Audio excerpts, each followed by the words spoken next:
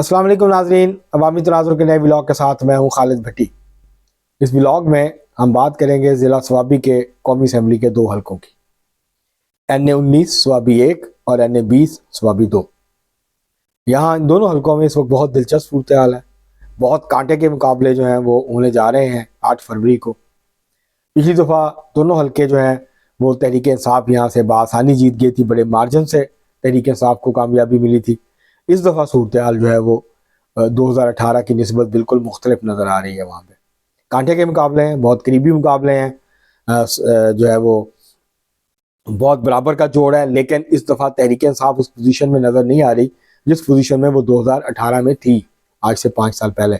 इस दफ़ा सख्त मुज़ाहमत का सामना है तहरीक इंसाफ के उम्मीदवारों को। तो इससे पहले कि हम आपको तजज़िया दें, आपको तफसीलात बताएं, आपसे गुजारिश है कि अगर आपने हमारा चैनल अवामी तनाज़ुर अभी तक सब्सक्राइब नहीं किया, उसको सब्सक्राइब कर लें आप, और बेल आइकॉन ज़रूर दबा दें, टल्ली खड़का दें, ताकि आपको बर वक्त हमारा व्लॉग मिल जाए जब जैसे नए अपलोड हो। इसके अलावा अगर आपको व्लॉग पसंद आए, इसको शेयर करें, लाइक करें और महज़ब अंदाज से अपनी राय का इजहार करें।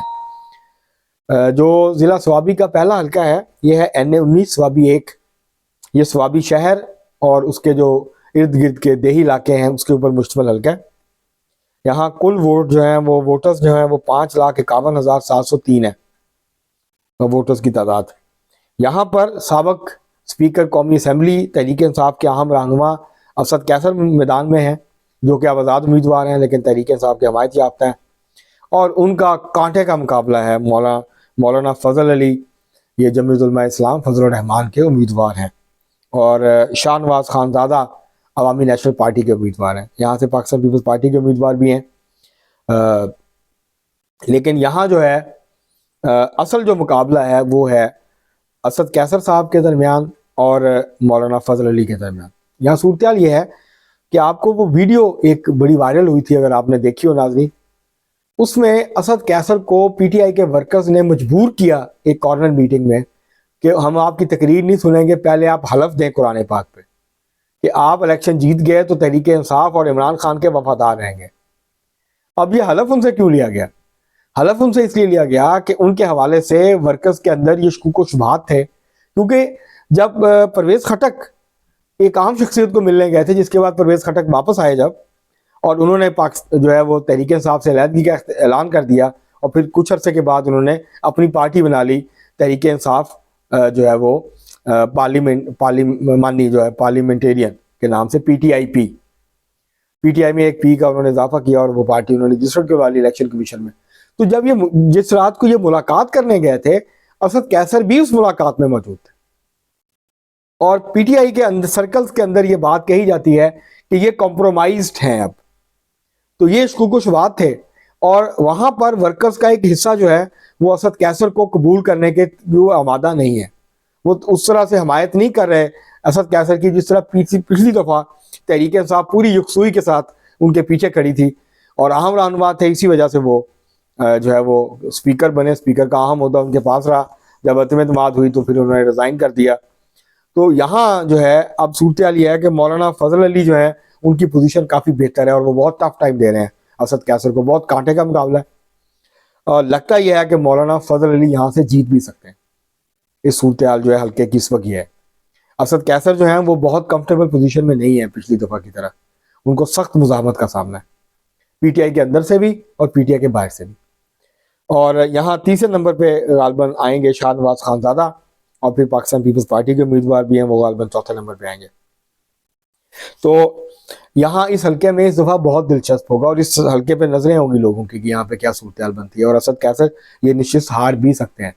अब ये डिपेंड करेगा कि इलेक्शन वाले दिन असद कैसर किस तरह से मैनेज करते हैं इलेक्शन को, और वो जो है इलेक्शन डे के ऊपर जो पोलिंग का सारा मामला होता है, किस तरह मैनेज करना है पोलिंग एजेंट्स और वो सारा, तो उसको किस तरीके से मैनेज कर पाएंगे, इसके ऊपर उनका दारोमदार होगा। लेकिन वो मुश्किल में नज़र आ रहे हैं इस नशिस्त में।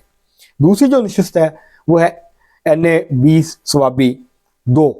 यहाँ भी बड़ी दिलचस्प सूरत है। ये मजबूत गढ़ रहा है ये स्वाबी का हल्का तरकई फैमिली का।